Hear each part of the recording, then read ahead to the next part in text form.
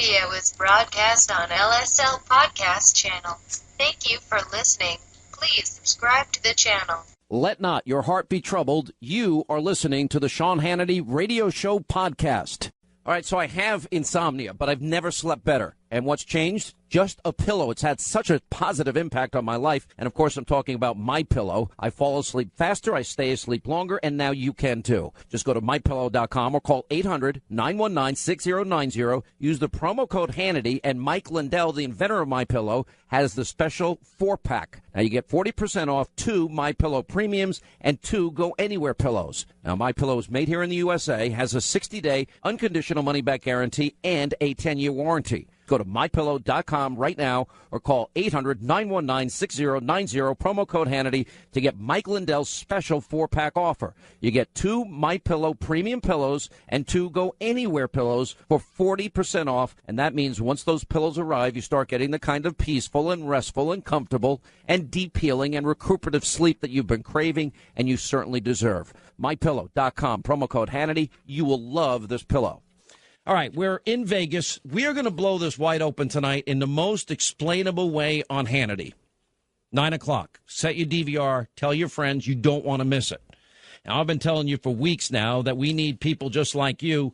We want to enlist everybody to pressure Congress. Why? Because we voted for tax cuts when we elected the president to drain the sewer in the swamp. The good news is we've got hundreds and hundreds of thousands of you signing up, but we need millions and millions of you signing up. The more signatures, the better, as we ratchet up pressure on Congress, because the average tax cut under the Trump plan is over $2,000 per family. It may not seem like a lot of money in Washington, real money to us. If you haven't signed on yet, please take less than a minute. Just go to this website, taxcutsnow.com. Tell your friends, tell your family, tell your church members, tell your coworkers. Send a message that is not business as usual. We're not taking it anymore. You want tax cuts now, this year, not next year. Go to taxcutsnow.com. That's taxcutsnow.com. From Vegas, where Vegas Strong and their concert for the victims tonight, I'll be a part of after I do the TV show. We'll continue. All right, as we continue, we're in Las Vegas today. General Kelly just beat the living crap out of the left, the media in this country. And when we come back, I don't want to do a disservice here. I want to play it for you. And then we're going to get back into this Uranium One story. And then we're going to get back. Finally, we now have the president's attention. Finally, we have Congress's attention. Finally, we have the Senate Judiciary's attention. Finally, we've got people that are fully and completely engaged in understanding how bad this has been, how deeply disgusting this has been.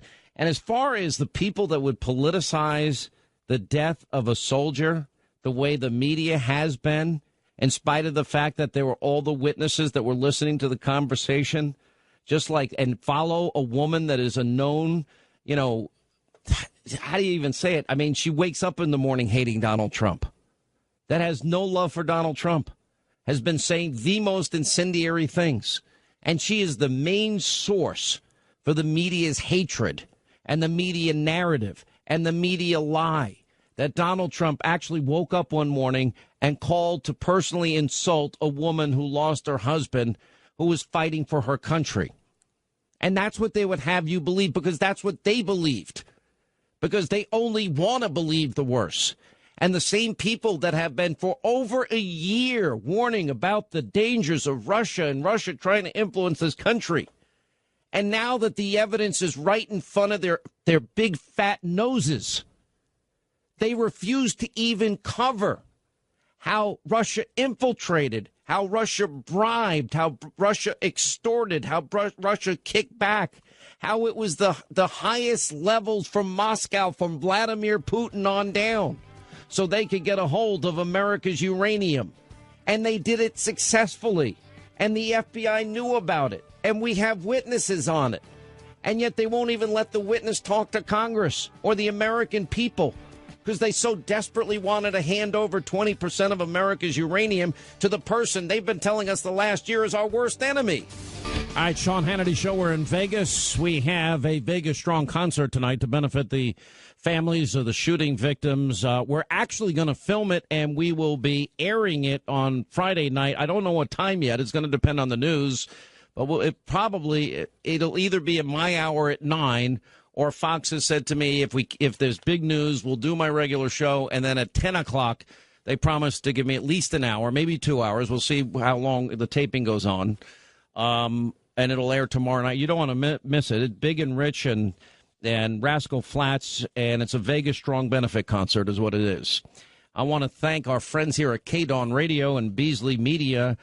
I got to thank the people at the Orleans. I got to thank Big and Rich. I got to thank all the town, and believe it or not, all the officials in town. And we got to thank the Orleans Theater and Rascal Flatts and all the. You have no idea how many contracts you have to sift through and how many people have to sign off to make that happen. And because everybody had a common goal that we wanted to do this for the benefit of those that were victims of the shooting, it was all hands on deck. And I can't tell you, it was amazing that we're able to pull it together. I've got a lot more to say, and we're going to lay out in more detail. We have 3 issues we're covering on TV tonight and 3 issues we're covering here today. One is this whole Uranium One scandal. Our country was sold out. There's no other way to put it. Vladimir Putin successfully infiltrated this country with the goal of grabbing our uranium. We knew about bribery, kickbacks, extortion, all these things, money laundering, and we did nothing. And then we gave them 20% of our uranium. And we had witnesses and the FBI willing to talk about it. Nobody would listen to them. They were muzzled, all of them. It's about to come to an end. A real Russia conspiracy theory. The Clintons had $145 million kickback to them. The timing's impeccable in spite of what Hillary says. They doubled Bill Clinton's speaking fees in Russia. That's one story. Also tonight, and I know many of you in Vegas are scratching your heads and you demanding answers. What in God's name is going on here that we don't know more at this point? Something does not smell right at all. Tonight we're going to try and get answers. General Kelly just took to the podium, and I want to play it in full. This will be our third topic today and tonight. I want you to listen to what he had to say about those that dare politicize the death of a soldier. And that means all of you fake news people on CNN, NBC, mainstream media, you disgust me, all of you. Listen. Most Americans don't know what happens when we lose one of our soldiers, sailors, airmen, Marines, or Coast Guardsmen in combat. So let me tell you what happens. Their buddies wrap them up in whatever passes as a shroud, puts them on a helicopter as a routine, and sends them home. Their first stop along the way is when they're packed in ice, typically at the airhead, and then they're flown to usually Europe, where they're then packed in ice again and flown to Dover Air Force Base, where Dover takes care of the remains, embalms them, meticulously dresses them in their uniform with the medals that they've earned, the emblems of their service, and then puts them on another airplane linked up with a casualty officer escort that takes them home. A very, very good movie to watch if you haven't ever seen it is Taking Chance, where this is done in a movie HBO setting. Chance Phelps was killed under my command right next to me, and it's worth seeing that if you've never seen it. So that's the process. While that's happening, a casualty officer typically goes to the home very early in the morning and waits for the first lights to come on. And then he knocks on the door. Typically the mom and dad will answer, wife. And if there is a wife, this is happening in 2 different places. If the parents are divorced, 3 different places. And the casualty officer proceeds to break the heart of a family member and stays with that family until, for a long, long time, even after the internment. So that's what happens. Who are these young men and women? They are the best 1% this country produces. Most of you, as Americans, don't know them. Many of you don't know anyone who knows any one of them. But they are the very best this country produces. And they volunteer to protect our country when there's nothing in our country anymore that seems to suggest that self-service to the nation is not only appropriate but required. But that's all right. Who writes letters to the families? Typically, the company commander, in my case as a Marine, the company commander, battalion commander, regimental commander, division commander, Secretary of Defense, typically the service chief, Commandant of the Marine Corps, and the President typically writes a letter. Typically, the only phone calls the family receives are the most important phone calls they can imagine, and that is from their buddies. In my case, hours after my son was killed, his friends were calling us from Afghanistan, telling us what a great guy he was. Those are the only phone calls that really matter. And yeah, the letters count to a degree, but there's not much that really can take the edge off what a family member is going through. So some presidents have elected to call. All presidents, I believe, have elected to send letters. If you elect to call a family like this, it is about the most difficult thing you could imagine. There's no perfect way to make that phone call. When I took this job and talked to President Trump about how to do it, my first recommendation was he not do it. Because it's not the phone call that parents, family members are looking forward to. It's nice to do, in my opinion, in any event. He asked me about previous presidents, and I said I can tell you that President Obama, who was my commander-in-chief when I was on active duty, did not call my family. That was not a criticism. That was just to simply say, I don't believe President Obama called. That's not a negative thing. I don't believe President Bush called in all cases. I don't believe any president, particularly when the casualty rates are very, very high, that presidents call. But I believe they're all right. So when I gave that explanation to our president 3 days ago, he elected to make phone calls in the case of the 4 young men who we lost in Niger at the earlier part of this month. But then he said, you know, how do you make these calls? If you're not in the family, if you've never worn the uniform, if you've never been in combat, you can't even imagine how to make that call. But I think he very bravely does make those calls. The call in question that he made yesterday, or day before yesterday now, were to 4 family members, the 4 fallen.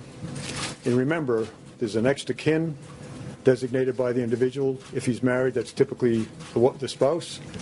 If he's not married, that's typically the parents, unless the parents are divorced.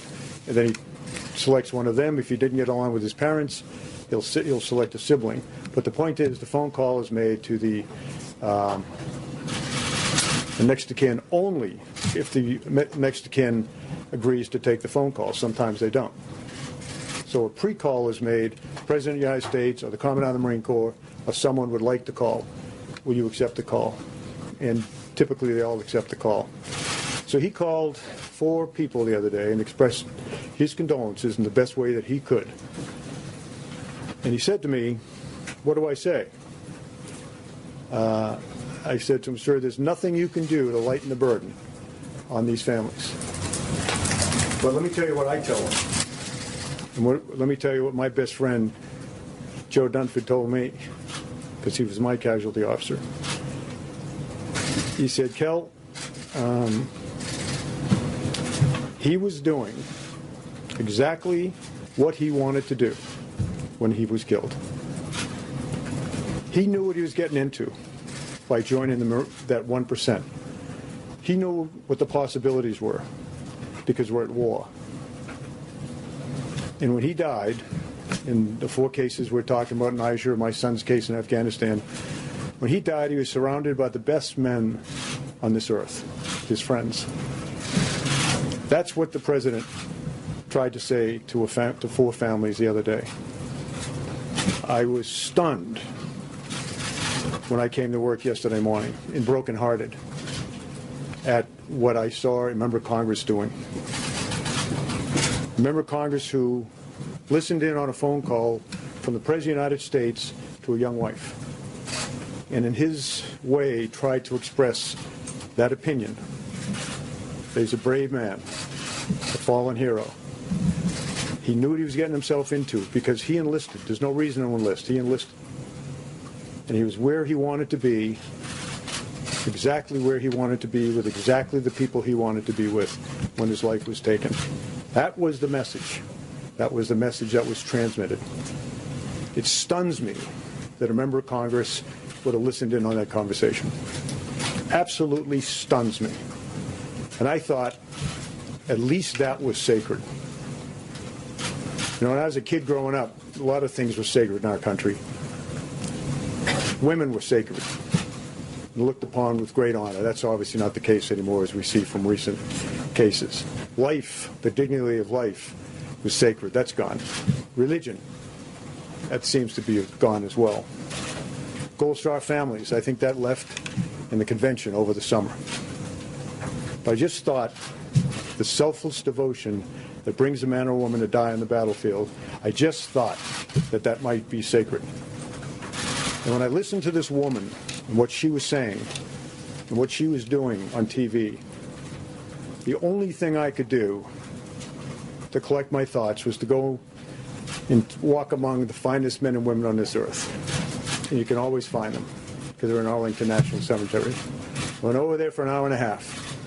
Walked among the stones, some of whom I put there because they were doing what I told them to do when they were killed. I'll end with this. In April of 2015, I was still on active duty, and I went to the dedication of the new FBI field office in Miami. And it was dedicated to two men who were killed in a firefight in Miami against drug traffickers in 1986. A guy by the name of Grogan and Duke.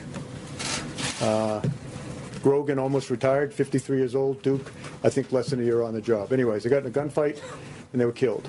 3 other FBI agents were there, were wounded, now retired. So we go down, Jim Comey, get an absolutely brilliant memorial speech to those fallen men and to all of the men and women of the FBI who serve our country so well and law enforcement so well. There were family members there. Some of the children that were there were only 3 or 4 years old when their dads were killed on that street in Miami-Dade. 3 of the men that survived the fight were there and gave a rendition of how brave those men were and how they gave their lives. And a congresswoman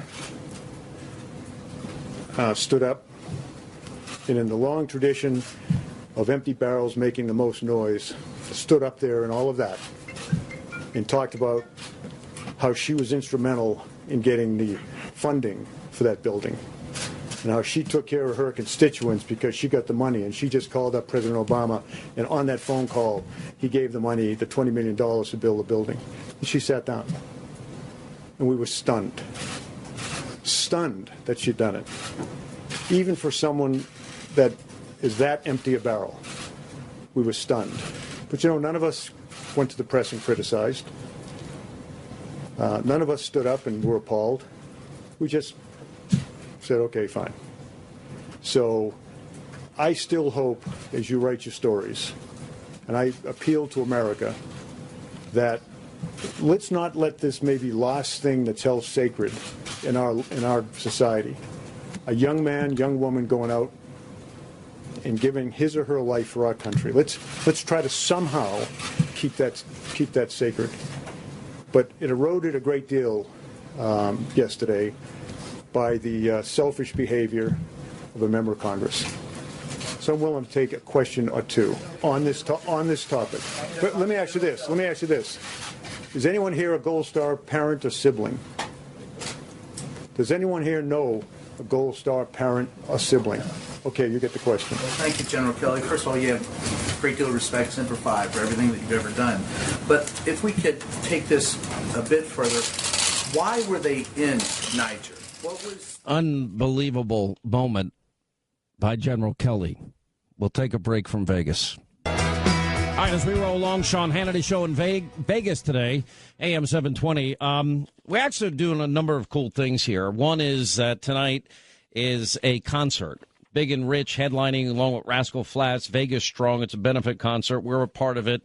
Amazing how we've been able to pull that together. Also, tomorrow night, we're doing radio and TV regular show tonight, and we're going to focus heavily on Kelly's remarks and all the new developments on Uranium One, which we'll have with Peter Schweitzer coming up next. Then tomorrow night, there's going to be pastors from 127 churches. And my movie, which is coming out on the 27th, it's called Let There Be Light. I've actually given them an early copy so that they can see it, and we'll do that. I'll tell you more about that coming up. Uranium is a big subject. If the mainstream media would cover the uranium scandal and that Russia has 20% of our uranium for whatever reason, and a lot of people understand what those reasons may be, I think that's your Russia story. That's your real Russia story, not a story where they talk about collusion and there was none. It was a hoax. Your real Russia story is uranium and how they got all of that uranium, a vast percentage of what we have. That is, to me, one of the big stories of the decade, not just now, of the decade. The problem is that the mainstream media does not want to cover that story because that affects people that they protect. So they don't like covering that story. But the big story is uranium and how Russia got 20% of our uranium. And frankly, it's a disgrace. It's a disgrace. And it's a disgrace that the fake news won't cover it. It's so sad. The Russia story is a total fabrication. It's just an excuse for the greatest loss in the history of American politics. That's all it is. It just makes them feel better when they have nothing else to talk about. What the prosecutors should be looking at are Hillary Clinton's 33,000 deleted emails.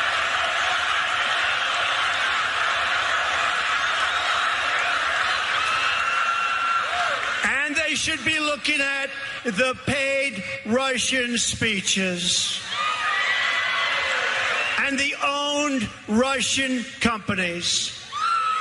Or let them look at the uranium she sold that is now in the hands of very angry Russians. Would you agree, though, that there's an appearance of a conflict, though? One example being Uranium One, the Canadian company, sold to Russia, something that required your approval as well. And then later, some of the players involved in that deal wound up paying former President Bill Clinton, your husband, obviously, a $500,000 speaking fee. There's no basis for any of that. The timing doesn't work. It happened in terms of the support for the foundation before I was Secretary of State. There were 9 government agencies who had to sign off on that deal. I was not personally involved because that wasn't something the Secretary of State did. All right, hour 2 of the Sean Hannity Show as we come to you from Vegas and the studios of our affiliate, AM 720, KDWN, the 50,000-watt powerhouse of freedom of speech. All right, if you listen to Hillary, nothing. There's nothing in the media. There's not one thing worth talking about here. 20% of America's uranium went to Vladimir Putin, and we know the Clintons benefited dramatically financially. And now what we have learned is even more disturbing, and what we're learning by the day is even more disturbing. If the people in the media actually cared about Russian interference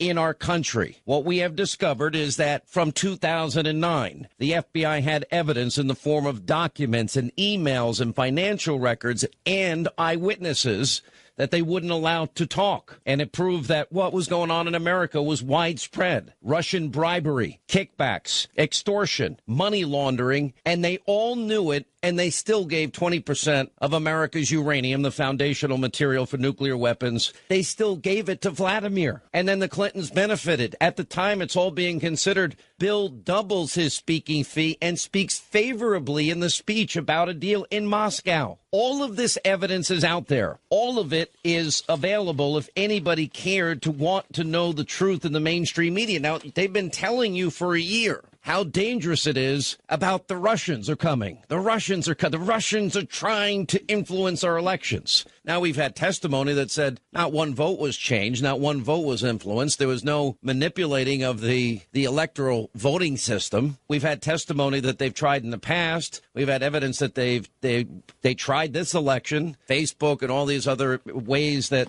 I would argue it seemed like they supported Hillary Clinton, and they'll do it in the future. But here we have at the highest levels from the top of Moscow on down a planned scheme that they successfully pulled off in terms of bribery, kickbacks, extortion, money laundering, and they got everybody to be quiet and everybody to hide it and everybody to shut up. And they even have a Department of Justice witness who was blocked from telling Congress about all of this, which could have prevented America's uranium from getting into the hands of Vladimir. I want to play for you the media. When it came to their conspiracy theories on Trump and Russia, they couldn't get enough of it. The media has not even mentioned this new evidence that has now been discovered. Nobody's banging on the door of the eyewitness that the FBI had hired. The FBI literally giving this guy money, infiltrated the entire system from Russia within the uranium community in America, and all the information and all the tapes he has and all the evidence he has, and nobody wants to hear it. But if it comes to Trump, anything Trump, well, of course, Trump hate trumps all. No pun intended. Listen to this. But first, we want to start with This Week in Russiagate. It is as if there are no shoes on the Trump human centipede that are not about Russia. Russia, Russia, Russia. This cloud about collusion with Russia will hang over him no matter where he stands. It certainly feels like we're in the opening stages of a devastating political chapter in American history. Evidence is mounting for the president's meddling in the Russia probe. Tom Friedman said the election hacking is at the caliber of a Pearl Harbor or a 9/11. Do you agree with that? I completely agree with that. Donald Trump now sits at the threshold of impeachment. I personally think it's over. I don't think there's anything that can be done that can stop this at this point. Cacophony, this gushing of lies, problems, questions, chaos that will stop this presidency in its tracks. You told the Washington Post last week that, quote, there's a smell of treason in the air when it comes to this investigation. A lot of people are afraid to use the T word, treason, but in the end, that's what people are investigating. It does look like collusion. It does look like he's listening to Putin more than he is American intelligence.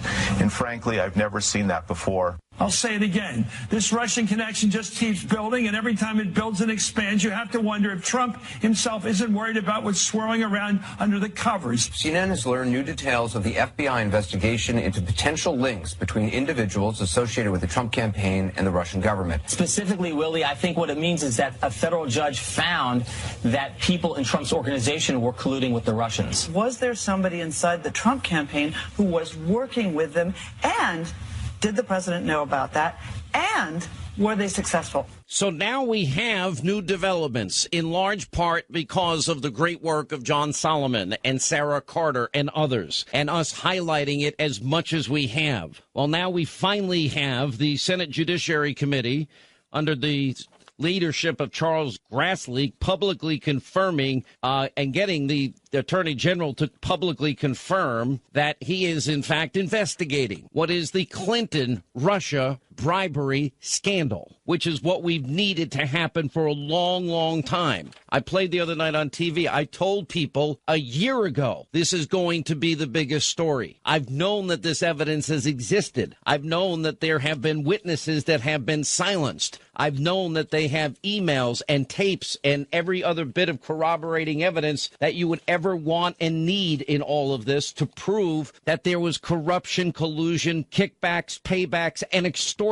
all involved in this. I knew that our national security was compromised. The person that did get the ball rolling was Peter Schweitzer. He wrote the best-selling book, Clinton Cash. What have you learned now that you laid out this case? Now we see the flow of money, and now we see this is even deeper than we thought. Well, I think it's very shocking, Sean, and I didn't think we would see this mounting evidence without a federal investigation, meaning a grand jury getting the details. So it's, great credit needs to go to these reporters and to you to sort of keeping this story alive. But, we have to step back and take the big picture view here, Sean. Look at the sort of Trump-Russia narrative. And I said at the beginning, I said, hey, we need to investigate any time serious charges are made, so let's investigate. But there's been no evidence that has come forward, and it's all been a theory with no facts backing it. What we've had in the Clinton case with the new evidence is we have mutually beneficial transactions that took place. The Clintons benefited to the tune of $145 million to the Clinton Foundation and millions in speaking fees, and the Russians benefited to the tune of getting this 20% of the uranium. And the timing works. When you look at the donations, when they flowed, when he gave that lucrative speech, it all takes place in the shadow of this approval of this deal. So it's a remarkable testament, but it's also enormously frustrating, Sean, that really our law enforcement agencies and Congress have been asleep at the switch when it comes to this story. And it's just shocking to me that there has been no movement, really. Let me beg to differ only slightly, because when this story first broke this week, what did we learn? We learned the FBI had, back in 2009, collected substantial evidence. Right. We learned they had eyewitnesses, and their eyewitnesses had documents that backed up what they were saying. They had a money flow and money laundering flow through Latvia and other countries. We learned that blackmail and bribery by Russian nuclear officials were all aimed with the goal of Vladimir Putin's atomic energy business growing inside the United States, which is all a violation of the Foreign Corrupt Practices Act. And then on top of it, we learned that the one witness, the DOJ, blocked this witness. Eric Holder had to know from telling Congress, who has oversight over the Department of Justice, about any of the information, the crimes that were committed, that frankly, we were infiltrated. We were infiltrated by the Russians. And yes. they wouldn't let it be reported. No, you're right, Sean. The shocking part is not the problem with the sort of rank and file people at the FBI who do great work to protect this country every day, the people that are the field offices, the special agents, the people involved in this case. It's the leadership at the top. The fact that this case was kept secret for so long, the evidence concerning these charges and these activities by the Russians were not brought forward in 2010. The whole reason we have a CFIUS process, the Committee on Foreign Investment in the United States, that's required to approve these kinds of deals, is because they are trying to vet and determine, do these foreign companies have other agendas? Are they corrupt? Are they engaged in spying? Are they engaged in illicit activity? That's the reason we have this review process. And to have this uranium sale go forward with apparently this evidence never even being brought to bear to those people making the decision there's only two possible explanations. Either massive incompetence by the leadership at DOJ and at the FBI at the time, or something deeper and darker, that they, for some reason, didn't want this to be considered in the decision-making process. Those are the only two possible explanations. All right, stay right there. More with Peter Schweitzer, author of the best-selling book, Clinton Cash. He was more right than he ever knew. New York Times bestseller. This stunning cover-up of Team Obama knowing about Vladimir's influence and crimes in America. Unbelievable. We're going to have the very latest tonight. We'll do the media's job. They are so abusively biased, corrupt, inept, and frankly lazy. And, of course, ideological. All right, as we continue, the author of the #1 New York Times bestseller, Clinton Cash, Peter Schweitzer, is with us. Now that this is broken open, and now that we know that all of this took place, and now that we know that Charles Grassley is asking Victoria Tunsing, who I think is a great lawyer, and seeking permission to lift the non-disclosure agreement of this witness that knows everything, I've got to believe this guy's going to testify and bring all this evidence with him. And what I predicted over a year ago, that this is going to boomerang back, is going to actually happen. I think you're right, Sean. I think that, look, Senator Grassley, chair of the Judiciary Committee, they basically passed the budget for the FBI and the Justice Department. So he's got enormous influence and power. And, look, if Congress wants you to testify, they can't take away your First Amendment rights to testify before Congress. So I think it's going to happen. And I think the important thing to keep in mind, Sean, is, to sort of put this into perspective, this is not just about corruption. I mean, corruption is bad enough. It's not just about corruption. This has huge national security implications because, remember, we're talking about uranium. And one of the things, if you go back and look at that 2010 approval of this deal, one of the things that was touted consistently is, yes, it's going to be a Russian company, a Russian government-owned company managing this uranium, 20% of U.S. uranium, but they're not allowed to export it out of the United States. That's part of our agreement. Well, we now know that it is actually leaving the United States, that Yellowcake has left the country from this company. We know based on the case that you mentioned, that The Hill has reported on, John Solomon and others, we know that in that case that there were concerns about a company that was trucking uranium waste and corruption involving that. So we don't even necessarily have full integrity when it comes to the transporting of this nuclear material. So this goes to the core of our national security concerns, and the issue and the problem of Russia seeking to divert nuclear material goes back 25 years. It's been a constant concern. So this goes to the very heart of what we need to be worried about in this day and age of terrorism and nuclear proliferation around the world. All right, thanks, Peter Schweitzer. We appreciate it. 800-941-SEAN. Our toll-free telephone number if you want to be a part of the program. By the way, we're going to check in with Kirk Cameron. You want to talk about corruption and evil and darkness in Hollywood.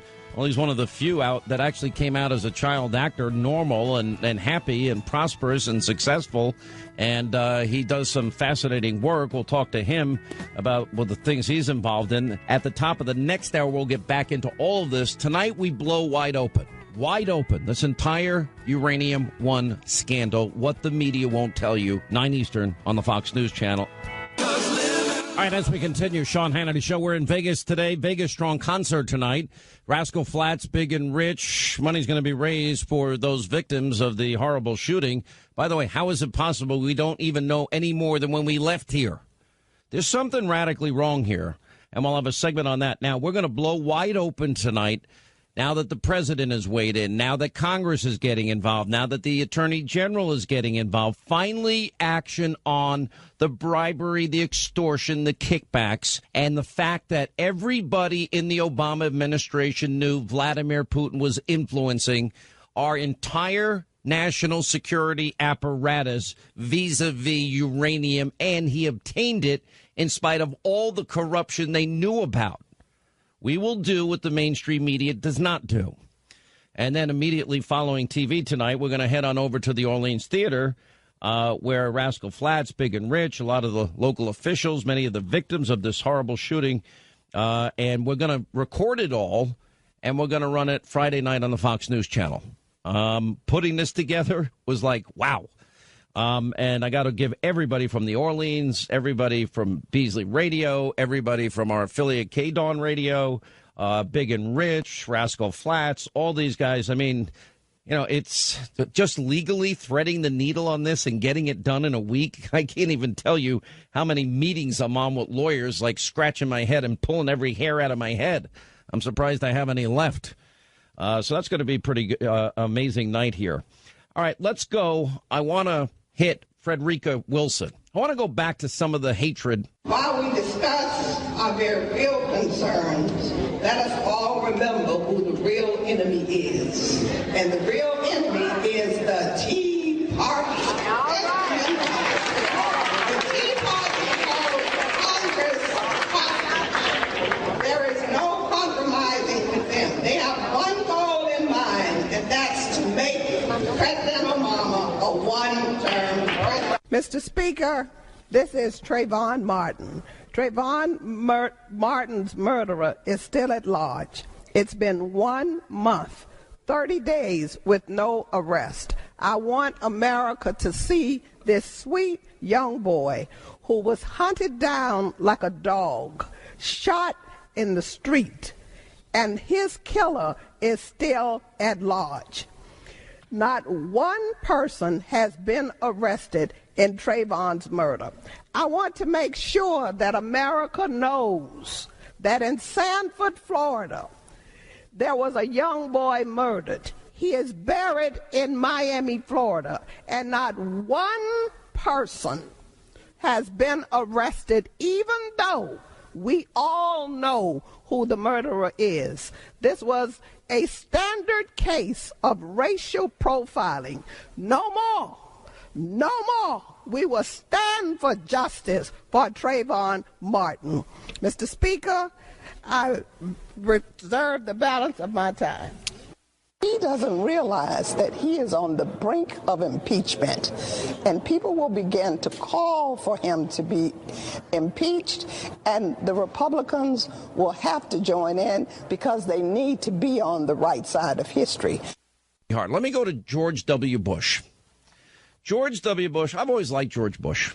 I like the Bush family. I think they're nice, honorable, decent people that want to serve their country. And I interviewed President Bush many, many times. I've interviewed him in the White House. I interviewed him in Air Force One. I think he did a good job as president. I think he did the best with the knowledge that he had under very difficult circumstances. We got hit with 9/11. He was a wartime president, and I supported it completely. There's one thing that I can say about the Bush family, which is good, and then, you know, they're a very, very tight, close family. So I'm not surprised that, well, I guess I kind of am, because I gave George W. Bush more times, opportunities to talk about Obama shredding the Constitution, his horrific foreign policy, his inability to identify terror. He trashed Bush constantly, and he also literally ruined the economy. The first president never to reach 3% GDP, 13 million more on food stamps, 8 million more in poverty, worst recovery since the 40s, lowest labor participation. All this is now turning around under Trump. And what is being construed as taken as a shot against the president without mentioning him by name, this is what he said. They are further complicated by a trend in Western countries away from global engagement and democratic confidence. Parts of Europe have developed an identity crisis. We have seen insolvency, economic stagnation, youth unemployment, anger about immigration, resurgent ethno-nationalism, and deep questions about the meaning and durability of the European Union. America is not immune from these trends. In recent decades, public confidence in our institutions has declined. Our governing class has often been paralyzed in the face of obvious and pressing needs. The American dream of upward mobility seems out of reach for some who feel left behind in a changing economy. Discontent deepened and sharpened partisan conflicts. Bigotry seems emboldened. Our politics seems more vulnerable to conspiracy theories and outright fabrication. Our identity as a nation, unlike many other nations, is not determined by geography or ethnicity, by soil or blood. Being an American involves the embrace of high ideals and civic responsibility. We become the heirs of Thomas Jefferson by accepting the ideal of human dignity found in the Declaration of Independence. We become the heirs of James Madison by understanding the genius and values of the U.S. Constitution. We become the heirs of Martin Luther King Jr. by recognizing one another not by the color of their skin, but by the content of their character. This means that people of every race, religion, ethnicity can be fully and equally American. It means that bigotry or white supremacy in any form is blasphemy against the American creed. argument turns too easily into animosity. Disagreement escalates into dehumanization. Too often we judge other groups by their worst examples, while judging ourselves by our best intentions, forgetting the image of God we should see in each other. We've seen nationalism distorted into nativism. We've forgotten the dynamism that immigration has always brought to America. We see a fading confidence in the value of free markets and international trade, forgetting that conflict, instability, and poverty follow in the wake of protectionism.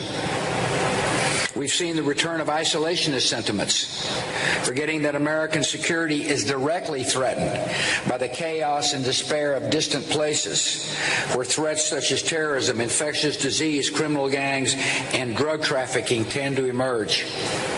In all these ways, we need to recall and recover our own identity. Americans have great advantage.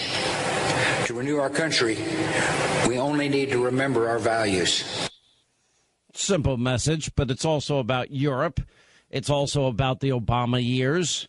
And he probably doesn't agree with President Trump because they had a huge disagreement on, for example, Iraq and the Iraq War and about the conflict therein. And, yeah, there has been, under the Obama years, a coarsening. So I hear him talking about general trends in Europe, the United States, the Obama years. And, yes, he doesn't like Trump's immigration policy. It's about that simple, what I'm hearing, which he's entitled to do. I just wonder why he didn't talk out more during the Obama years. It's when it all started. And just steadfastly refused. All right, 800-941-SEAN, toll-free telephone number. Let's say hi to Derek is in Arizona. Derek, hi, how are you? Welcome to Vegas. We're near your neck of the woods. What's happening, sir? You're close. Hey, listen, I just wanted to kind of comment on a couple of things. I'm really happy that George W. Bush came out and spoke. I mean, it's really good that he decided 8 years later during a Republican's presidency to express how he feels. When he stayed silent the entire time, the Obama administration completely thrashed our economy. I just, it disgusts me. I feel like I need to pull the knife out of my back. But the good thing is we know who he is. We know his colors. And he's an establishment guy, and they're scared to death if he's actually out there speaking now. They're scared. So he's got to get up for the establishment. And I just wanted to kind of hear what your comments were. I know I've heard some of them, but what are your thoughts? I think there's an old way of doing these things, and he's used to the old way. Trump is a straight-talking, iconoclastic, he's not a fit-the-mold politician. His policies are decidedly conservative. His views on the economy are Reagan-esque. His views on government intervention in healthcare are Reagan-esque. He's a traditional conservative. I don't think any of us actually saw it because it evolved ever so slowly, but we began to hear politicians say the right things, invoke Reagan regularly, but their heart was far from Reagan. And they never wanted to actually do those things that they were talking about. Healthcare is just but one example.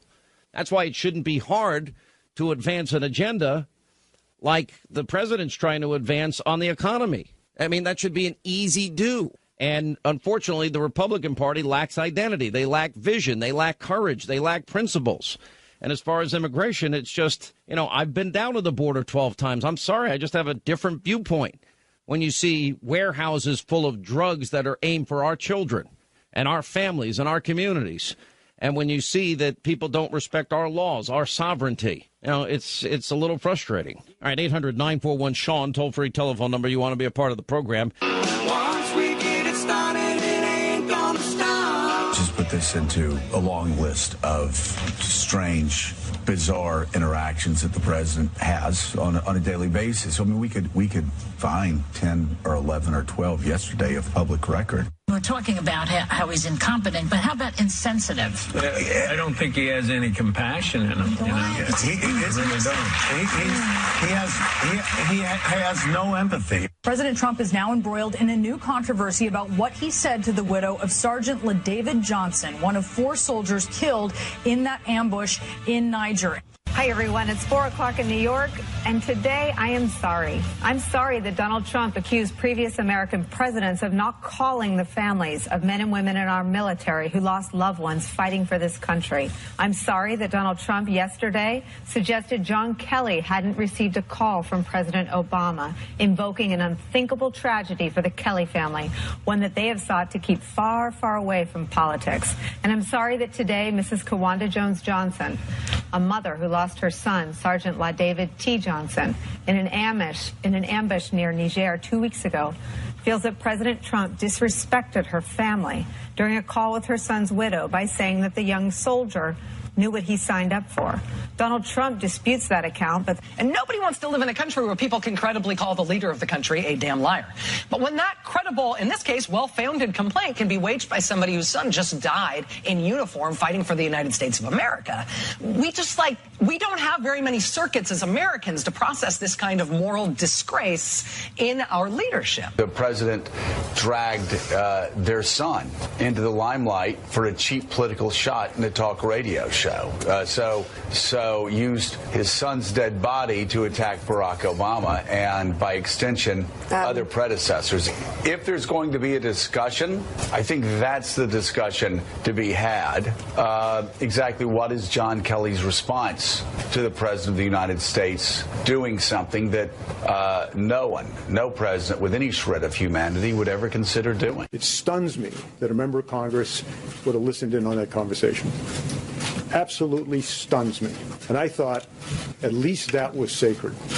You know, when I was a kid growing up, a lot of things were sacred in our country. Women were sacred and looked upon with great honor. That's obviously not the case anymore, as we see from recent cases. Life, the dignity of life, was sacred. That's gone. Religion, that seems to be gone as well. Gold Star families, I think that left in the convention over the summer. But I just thought the selfless devotion that brings a man or woman to die on the battlefield, I just thought that might be sacred. And when I listened to this woman and what she was saying and what she was doing on TV, the only thing I could do to collect my thoughts was to go and walk among the finest men and women on this earth. And you can always find them because they're in Arlington National Cemetery. I went over there for an hour and a half, walked among the stones, some of whom I put there because they were doing what I told them to do when they were killed. All right, when we come back, we've got our news roundup information overload hour. You know, you listen to the media attacking Trump for comments that are made here. All of this got started by this Congresswoman, Frederica Wilson, whatever her name is. She's the biggest Trump hater in the country. And when it comes to ever giving Donald Trump the benefit of the doubt in any way, shape, manner, or form, he's never going to get it from anybody on the left in the media ever. The same people ignoring this entire bribery, kickback, extortion scandal with Uranium One because the media is nothing but an ideological information center for the left in this country. Uranium is a big subject. If the mainstream media would cover the uranium scandal and that Russia has 20% of our uranium for whatever reason, and a lot of people understand what those reasons may be, I think that's your Russia story. That's your real Russia story, not a story where they talk about collusion and there was none. It was a hoax. Your real Russia story is uranium and how they got all of that uranium, a vast percentage of what we have. That is, to me, one of the big stories of the decade, not just now, of the decade. The problem is that the mainstream media does not want to cover that story because that affects people that they protect. So they don't like covering that story. But the big story is uranium and how Russia got 20% of our uranium. And frankly, it's a disgrace. It's a disgrace. And it's a disgrace that the fake news won't cover it. Would you agree, though, that there's an appearance of a conflict, though? One example being Uranium One, the Canadian company, sold to Russia, something that required your approval as well. And then later, some of the players involved in that deal wound up paying former President Bill Clinton, your husband, obviously, a $500,000 speaking fee. Well, I don't know if we have enough time in this interview to debunk all of the allegations. There's no basis for any of that. The timing doesn't work. It happened in terms of the support for the foundation before I was Secretary of State. There were 9 government agencies who had to sign off on that deal. I was not personally involved because that wasn't something the Secretary of State did. It's now blowing wide open, as I predicted it would. You know, the media had said, Hillary had said, we've got to stop Russian interference into America. And now we've got every bit of proof, every bit of evidence that all these people say that they have wanted, and now everybody doesn't want to talk about Russia. I want to talk about Russia because this gets to the heart. Now the president has ratcheted it up. It's all now it's at DEFCON 5 panic within Democratic Party ranks. Listen, part of the distraction, Donald Trump didn't console the wife of a slain American hero good enough. Now it's all about distraction to never talk about Russia and find as many ways as you can lie using the number one Trump hater in Congress as your vehicle to slander and smear. But the facts are the facts at this particular point in time. And now, in spite of all of their efforts, we now have evidence in the form of documents and emails and financial records and eyewitnesses. If ever we can get rid of an NDA, I thought the left believed in freedom of speech. We now know that at the very top of the food chain was Moscow, was Vladimir Putin. And in the course of what was going on from 2009 forward, that there were Russians on the ground in America involved in bribery, in kickbacks, extortion, in money laundering, all because they wanted 20% of America's uranium. Uranium is the foundational material for nuclear weapons. It is beyond a simple pay to play here. And the new evidence that we have is that Hillary Clinton used her office as Secretary of State to confer benefits on Russia. And would it ever make sense that anyone would sign off a deal that allowed 20% of American uranium in the hands of the Russians? No, it wouldn't. It's beyond common sense from anybody's perspective. It's been covered up by years. And now we take it a step further. And that is that the witness that we have was not allowed to speak, not allowed to talk. He was put under a non-disclosure. He was threatened to be sued, and he has audio tapes and examples and was working for the FBI, and the FBI knew. That means the Justice Department knew. That means Eric Holder knew. That means that probably everyone that signed off on Uranium One knew at the time. And why would you compromise America's national security? Well, then you follow the flow of money, and the flow of money goes right into the Clinton Foundation, right into Bill and Hillary's pocket. It goes to double their normal speaking fees. It goes for them publicly, in the case of Bill Clinton in Russia, supporting the Uranium One deal. It goes to Hillary being one of 9 people signing off on it. And the question I want to have answered is, where did the money? I know all the Canadians involved in the deal were doing it on behalf of Vladimir Putin. Where did the money really come from? The $145 million that went into the Clinton Foundation. Anyway, you want to talk about a cover-up? You want to talk about scandal? You want to talk about Russian interference? You want to talk about bribery, kickback, extortion, money laundering? We've got the whole thing. MSNBC, the conspiracy network, is not interested. CNN, fake news, is not interested. ABC, NBC, CBS, New York Times, they're not interested. But yet they've been squealing for how many months now about, we can't let Russia have any influence in America. Well, it's sort of like, Medvedev, you got to tell Vladimir I'll have more flexibility after my election. After my election, I have more flexibility. Yeah, I understand. I transmit this information to Vladimir and understand.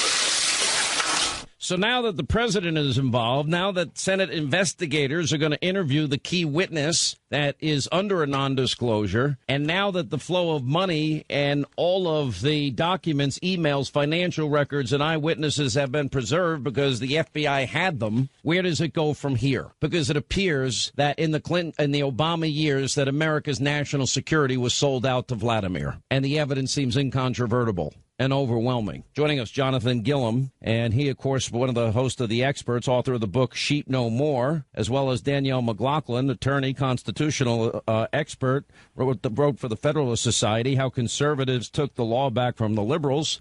Welcome both of you to the program. Danielle, I'm sure you're going to find a way to say, this isn't important, that 20% of America's uranium is now in the hands of Vladimir, and guess what? Vladimir had an entire ring that the FBI knew about, but they silenced the people from telling Congress and the rest of the American people before they made the deal on Uranium One.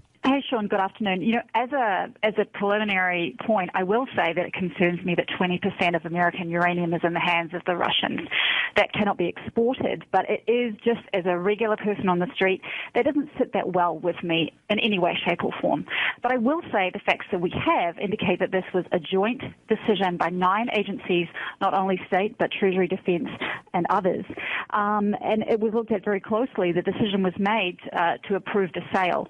This is also administration, and the second piece of this is, of course, the Foreign Corrupt Practices Act investigation that we now know layers over this deal.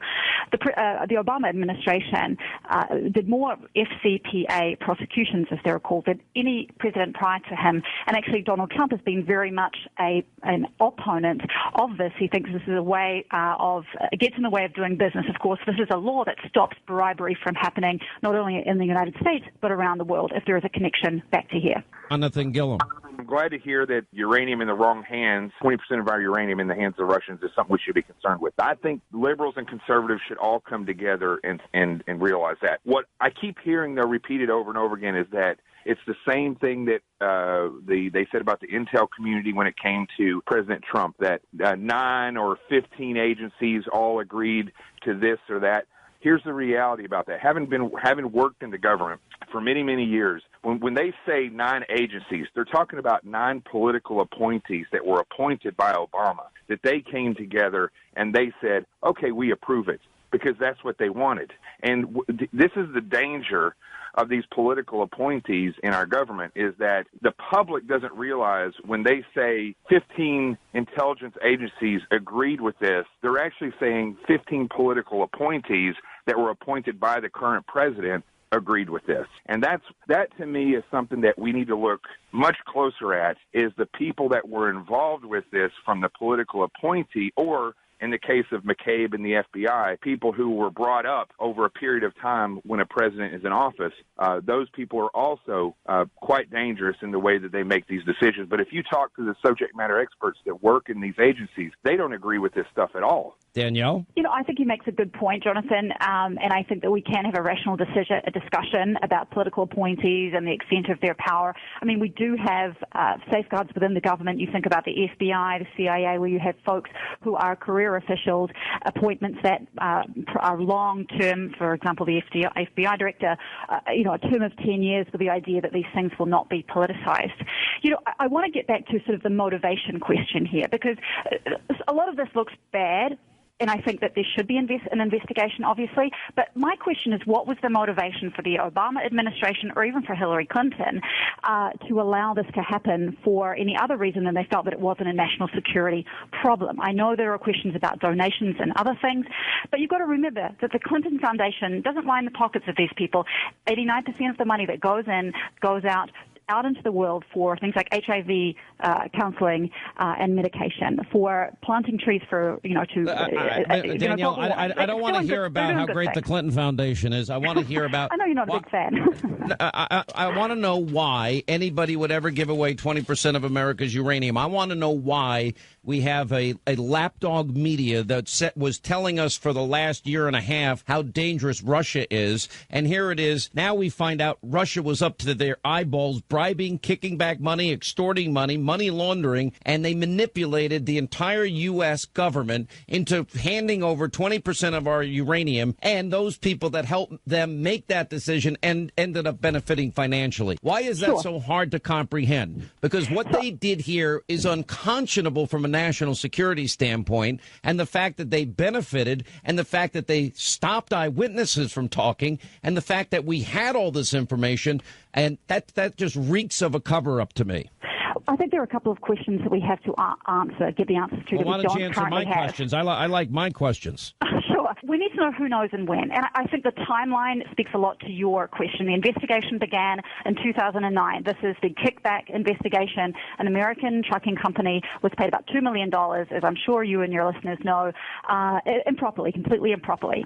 Problem number one. The deal was done in 2010, but the prosecution, and often these prosecutions are quiet and nobody knows about them, was done in 2014. So we need to know, all of us need to know for certain, who knew about this investigation into the trucking company and when. And if it turns out, and we don't know this yet, this is the key question, heads should roll. If there was knowledge of people on that committee and they approved this transaction, we've got a huge problem on our hands. The question is still unanswered, though. Okay, and by the way, and all the information they got from Fusion GPS, they got that because of Russian sources that they paid for. You know what? This double standard is nauseating. Listen, if you travel for business, you know what? It's always a game of wins and losses. You know what? You pop an overhead bin and wow, it's empty. That's a big win. You know what? If your person that was supposed to sit next to you doesn't show up, that's an even bigger win. Or if the person's really skinny and not 4,000 pounds, that's a massive, massive win. Listen, we've all traveled with people that, you know what, maybe they even brush their teeth. I mean, it's an amazing win. These little wins when you travel are unbelievable. Oh, come on. You've had the people that sit next to you. They haven't brushed their teeth in 40 years. And as we continue with Danielle McLaughlin and Jonathan Gillum, I think this needs more than just a congressional investigation. I think we need a special counsel at this point. And considering it's 20% of America's uranium, considering that there's all of this evidence that frankly is beyond breathtaking to me, that shows kickbacks, racketeering, extortion, bribery, I think it's now time that we get a special counsel. And probably because Rosenstein and others, and perhaps Comey and even Mueller himself knew about all of this, I think they have to go in terms of any investigation involving Russia whatsoever. There seems to be a massive conflict of interest. You know, Sean, with this special, I agree with that 100%. This special interest, though, this special counsel cannot have somebody who was a part of the group that was actually potentially involved in the uranium deal. And I can't understand how when we put a special counsel in place, that we use a retread that was a government appointee from another administration. It doesn't make any sense except for the fact that Rosenstein, Mueller, Comey, and I fear the current FBI director were all a part of different things in the DOJ that were nefarious in nature. And when we look at the people that were involved in approving this uranium deal or setting on this evidence, those are the same people surrounding President Trump now, quote unquote, investigating collusion from somebody who wasn't even a politician or was running for president, and we have no evidence of anything at all. It's just absolutely, from an FBI investigator standpoint, it's the craziest thing I've ever seen. Never saw any type of hold on investigation like this ever when I was in the FBI. Danielle? You know, it's not clear to me that there's been any allegation that there was any misconduct or improper conduct by the folks at the FBI in the course of this entire investigation. So I think there's some crossing of wires here, and I think that, Sean, I know that you're not a fan of this Russia investigation into the president, but I don't see that there was a problem here, that people at the FBI then are now charged with looking at the connections with Russia. Where's the evidence after? I've just given you a truckload full of evidence that we have on this Uranium One deal. Give me the evidence you have on Trump-Russia collusion. What is it after a year and a half? Well, I'm not working for Mueller, so all I know is what is in the public record. We know that Russia was indelibly involved in Facebook and bots and Twitter. Give me evidence of Trump-Russia collusion. You can't do it because it doesn't exist. It's a confidential investigation. Nobody has it. Whether it exists or not, the only people who have it are the circle of people who work for Mueller. Okay, we have the evidence here. We have emails. We have recordings. We have an eyewitness that was paid to work for the FBI that it now has a muzzle on him. Right, and this is the FCPA investigation. This is the bribery investigation. There's no question. I'm not questioning the notion that you have evidence there, but we don't know it's linked to this committee, and that's the evidence we need. I wish I had more time. All right, Kirk Cameron, when we get back, and much more as we continue. We're here in Vegas for a special reason. Our affiliate, News Talk, where, by the way, Vegas comes to talk, AM 720 KDWN, and tonight there's going to be a benefit concert for all of those people shot. Rascal Flatts, Big and Rich, they're all going to be there. I was asked to speak at this and introduce Big and Rich, which is a great honor for me. All the money's going to the victims and their families. I'm told there's a great charity that is involved in all of this, and when they asked to come, I said yes. And we're going to air it on Hannity tomorrow night. I'll tell you more about that coming up straight ahead. I will stand by you. I will help you through when you've done all you can do and you can't cope. today, some say that we've become more divided as a country than ever. Divided over race, politics, religion. But you and I know something they don't. An awakening has begun. There's been a shift in our culture. A fresh momentum is building. God is unleashing something that is uniting heaven and earth. And what God joins together, nothing can separate. Join me and Dr. Ben Carson, Johnny Erickson Tata, Ravi Zacharias, Alex and Stephen Kendrick, producers of the movies Fireproof and War Room, special artists and musical guests Zach Williams and Christian Cuevas, as we gather on one night, live in theaters across the country, to pray and worship together and discover how we can bring hope and healing to our divided nation. It's time for a better and higher perspective. Live from the Museum of the Bible in Washington, D.C., don't miss this one-night national family meeting of hope, courage, and unity. Revive Us Too. Get your tickets today. All right, that is from, well, what has now become something that is amazing that's been going on now around the country for a while. It's called Revive Us 2. Now, many of you may remember Kirk Cameron, and he was one of the few, he's now basically become one of the few childhood actors that actually came out on the other side of it, normal, healthy, prosperous, enjoying his life, not damaged. So many of these kids go into the modeling business, the acting business, and they're just destroyed, as we've been hearing story after story all week long about these young people. Anyway, Revive Us 2 is a national, what they're calling a national family meeting. Revive Us 2 is going to be the first ever national live broadcast that was done from the Museum of the Bible. And what Kirk Cameron does, he brings together a great group of people that are part of a discussion, offering people hope and courage and unity and some peace in their lives in these very troubled times. I've now gotten to know Kirk Cameron, and I really have come to like him and respect him an awful lot. And he's somebody that is, everything you'd really want out of somebody that's famous. He's humble. He's down to earth. He is a Christian. He's conservative. He believes in the things he believes in. He's got a smile on his face. He's not angry like me sometimes. And well, it's kind of true. I mean, I'm fighting the political wars, and it pisses me off at times. How are you? Hey, man, it's so great to be talking with you again, Sean. I actually think when I first heard about these events, I said, that is like the coolest idea. And one time a number of years ago, people came to me and said, oh, Hannity, you can do this Fathom event, and you'll do it in one stage, and it'll be in theaters everywhere. And I'm like, yeah, but nobody's going to go. I mean, who's going to want to watch me on stage for an hour and pay $10 a ticket? And you end up doing it, and it's gotten bigger and bigger and bigger and bigger and bigger. Well, I think what people love is, thank you. I think what people love, and you know what? I'd come to one of your events because you fire people up and you give such great information. You get us engaged in what matters. And I think what's cool about it is people feel that they're connected to a much larger group than just the people in their living room or in their car.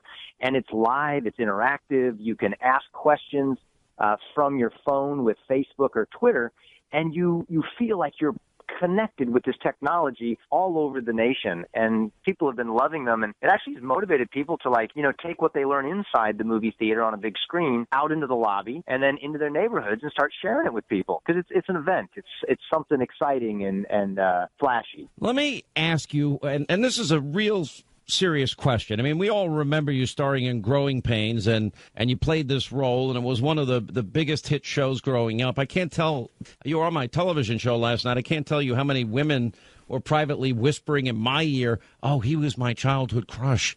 Oh, I loved him. Oh, my God, I had a crush on him. But now that I've gotten to know you, I mean, you're one of the few, and I mean this sincerely, that has been able to navigate through childhood stardom and come out the other side a normal person and thrive. And so many of your peers at that time were destroyed. Their lives were destroyed. And they're forever chasing what they once had, and they never get it. How did you survive? I'm kind of a Hollywood freak. I'm not an example of how the story usually goes. I'm the Hollywood prodigal. I didn't follow in my Hollywood parents' footsteps. I don't mean my mom and dad, but I mean the industry, the business. You'd think I'd be, caught with a gun in my hand, or some horrible scandal. But something crazier than all of that happened to me. Somebody took me to church. I was captivated by a message that said that there's something bigger than me and bigger than Hollywood and bigger than politics and everything. And that is, there's a powerful and loving God who actually wants to show us how to make the world a better place. And it starts with me changing me. And that just sent me on a different path. Like it or hate it, here I am. I'm talking to Sean Hannity all over the world. I'm married to my on-screen sweetheart. I got 6 kids, and I'm doing projects that I'm passionate about. So I'm thankful. You're married 26 years, and you said something last night. I can't steal your line. That's like 260 Hollywood years. It's like really dog true. years out there.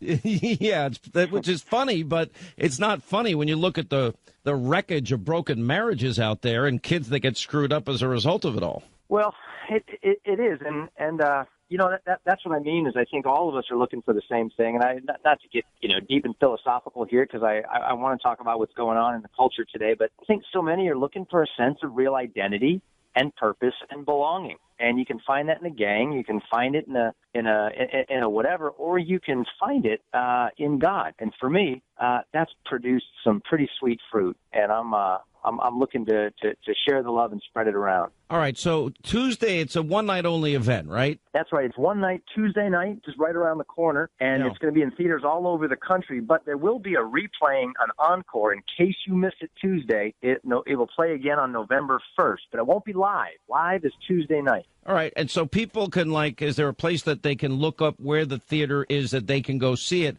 And I want you to explain what they're going to experience at this event. So, in other words, you're doing a live event, and it's going to be beamed up, satellite beamed up into theaters live, what you're doing. That's and right. people, so it's sort of like a live play movie, if you will. Am I characterizing that right? Yeah, it's people are familiar with going to the movie theater to see a heavyweight boxing championship match or an MMA fight or the Metropolitan Opera. Well, it's the same thing. We're live from Washington, D.C., and I've brought together some of my most brilliant friends, Dr. Ben Carson, Alex and Stephen Kendrick, who made Fireproof and War Room. We're going to be singing together. Zach Williams is leading with all of the music. Ravi Zacharias and Johnny Erickson Tata, for those who know who they are, they're phenomenal human beings. And we're going to be talking about how to bring hope and healing to a divided nation. And we're going to be all connected. So we're going to be standing up, honoring the military. We're going to be standing up, giving honor to our country. And we're going to pray together, 150,000 strong, simultaneously across the nation, and we're going to roll up our sleeves and hear practical solutions on what we can do to lean into our faith and to begin loving people different than us and leading the way for courage and hope and unity. So if you go to this event, it's nationwide. Yep. And if you go to this event, it's going to be, you're a part of it. And if you go, I would assume that there's going to be, at different points, it's a concert part of it. There's a speaking part of it. There's some of the best and brightest people that offer inspirational messages to people. Is it very religious, or is it for people of all faiths? It's for people of all faiths or no faith. I say, if you come to my house, there's no faith that you need to have to come in my door. I want to bless you. And I want people to come from every different, racial background, political background, religious background. And I'm going to show you the people that have inspired me and keep me from getting depressed and discouraged in a culture of negativity, but actually lift me up out of it and give me hope and courage and vision. Regardless of your background, come be part of a movement of people who really do believe that unity is possible. And we're gonna link arms and talk about a very practical way that we can achieve that. Let me talk about how this has grown as big as it has and what you do beyond this. You and your wife have been married 26 years, which is 260 Hollywood years.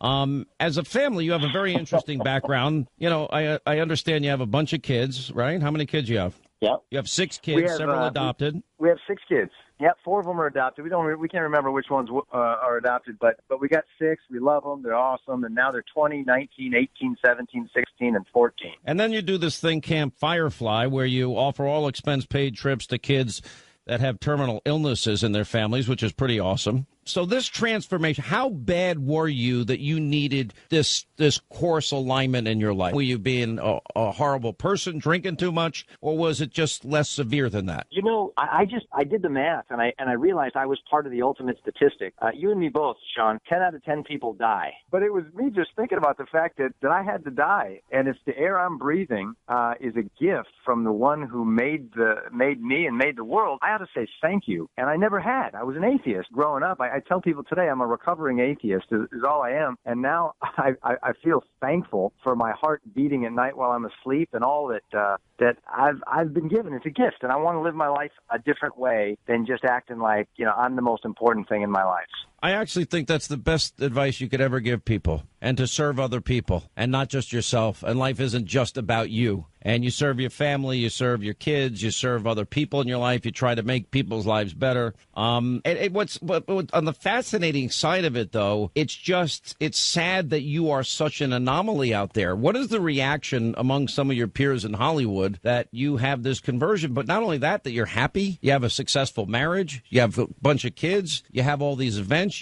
I understand you do marriage counseling seminars with your wife on how to have better marriages, right? Yeah, I did a movie a little while ago called Fireproof, and that struck a chord with a lot of people. It was, people kind of felt like they were watching their own story up on the screen. And this guy did some amazing things to win back the heart of his wife, and it started by realizing that he was the selfish jerk that was wrecking his own marriage. And, so many of us can relate to those kind of things that I just wanted to do more and more of them. And I'm sure it's cost me a gig here and there in Hollywood, but at the end of the day, what Hollywood actor's lifestyle do I really want to replace mine with? I'm married to my on-screen sweetheart. Again, I'm talking with you.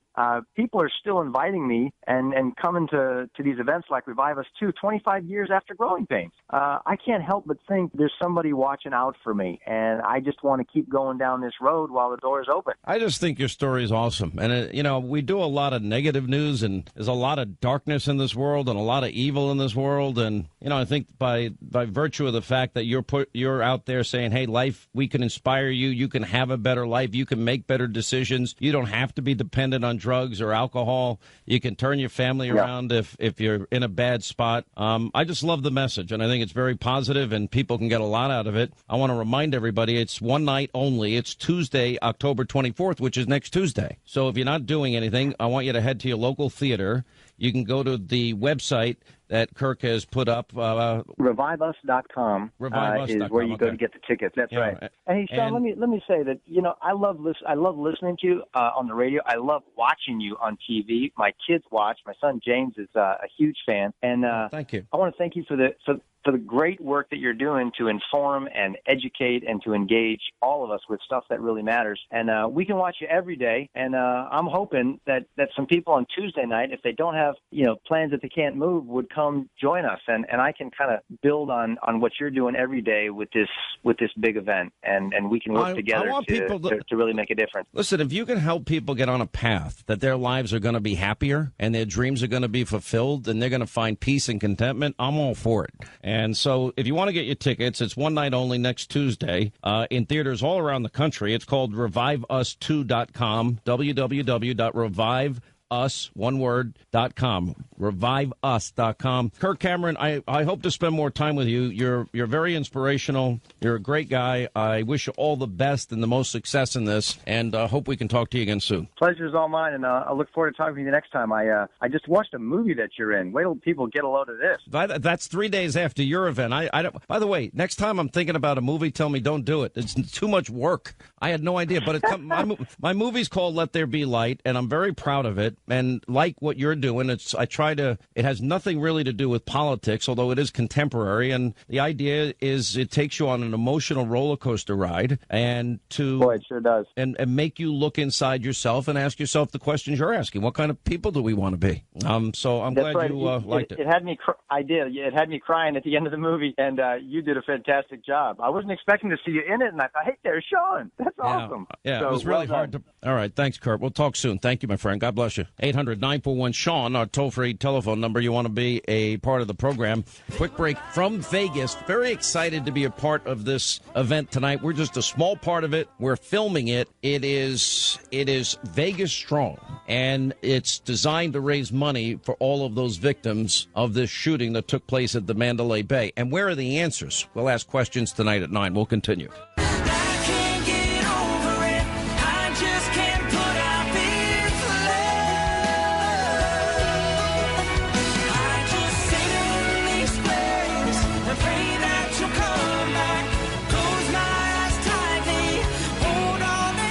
Vegas, a benefit concert after Hannity tonight. We are going to play the most powerful Democratic liberal beatdown ever given by General Kelly today. Also, we've got huge new breaking developments on the Uranium One story. We'll get to that. We got Laura Ingraham. We got Sarah Carter. We got so much more. And that's Hannity tonight, 9 Eastern from Vegas, and then off to the benefit concert for those that were victims of this horrible shooting. All right, we'll see you back from Vegas tomorrow. Thanks for being with us. Have a great night. We'll see you at 9 Eastern. Say something.